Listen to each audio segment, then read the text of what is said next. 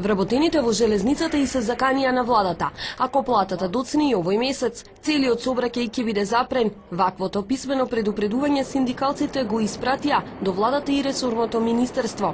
Укажуваат дека кај вработените има револт и во секој момент може спонтано да се организираат и да ги запрат возовите, без при тоа да биде најавен штрајк.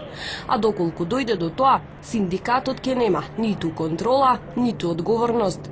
Овој револт особено се засили откако вработените од инфраструктура, дури и по вчерашните притисоци кај раководствата, денес ја примија мајската плата. За разлика од нив, вработените во МЖ Транспорт платата ја примиле неколку дена пред нив. Во писмото што го упатија до владата велат: со ваквиот непопуларен гест се прави раздор меѓу вработените во двете предпријатија. Иако транспорт и должи на инфраструктура 2 милиони евра, поради што компанијата се соочува со блокирање на сметката. Исплатата на платите во инфраструктура е зависна од тоа дали МЖ Транспорт ќе им префрли дел од парите, што е нејзина законска обврска.